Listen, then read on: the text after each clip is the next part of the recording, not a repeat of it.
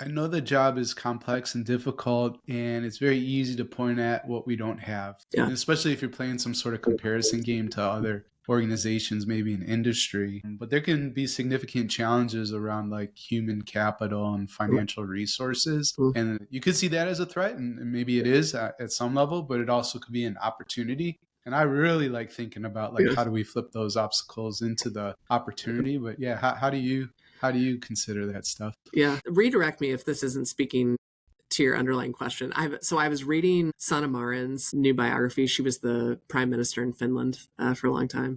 And she had this little section where she made a joke about how they had a run on toilet paper during COVID, which is really hilarious because I mean one of their major industries is, I don't know the name of the industry, that's like chopping down trees and like making paper products. And she's like, so we truly Okay. have like warehouses full of toilet paper, but we could not convince people to not have like a run on toilet paper.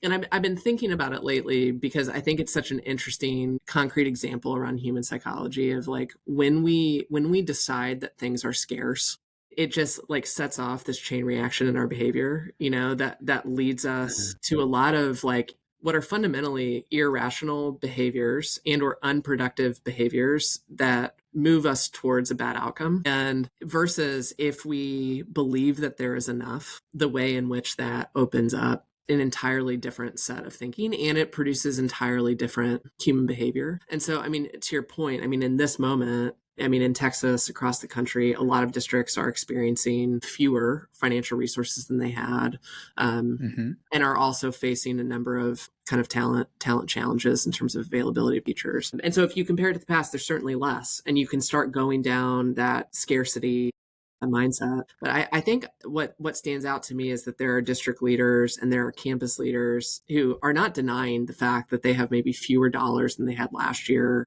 adjusted by inflation, or they have fewer people, but who are saying, where's there an opportunity to think differently about the resources that we Yeah.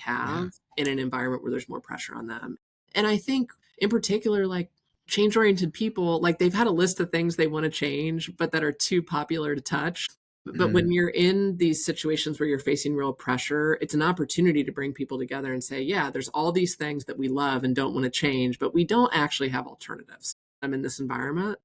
And so you can reframe it, not just as a response to scarcity, but like a new pressure, a new challenge that can lead you to creative thinking that opens up like new possibilities of how you can accomplish what you want to accomplish. Do you have a question, tool, or prompt to help a leader move from a place of Mm. scarcity to one of abundance?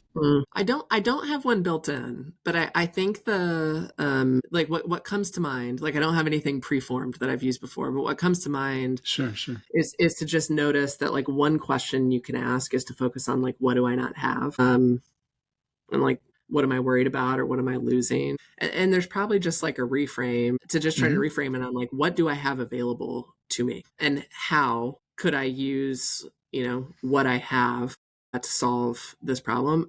I don't know if it's a good enough prompt, but that's the first thing that comes to mind. I think it's great. I mean, the base level of noticing is really important, because sometimes folks might be stuck in that sort of scarcity, what we don't have cycle, and just don't even realize that that's how they're operating, right? So to be able to pause, slow down, and take sort of an inventory of where you're at in the moment is really helpful because then you can choose, do I want to stay there, throw a pity party and like play the victim and everybody, you got it so tough, Lindsay. I feel so bad. Or do you want to make a change? And then now we can sort of, think about how to do that. I don't know if it sounds silly or not. I think often like gratitude, right? Like people Yeah. say, like if you focus on what, to your point, you said like what we do have in the gratitude piece, then there's not as much space for scarcity mindset. But the one resource I guess I would offer, one of my favorite books is called A Beautiful Constraint, Hmm. and the whole book is uh, about legendary people like Dr. Seuss, or Hmm. legendary sort of companies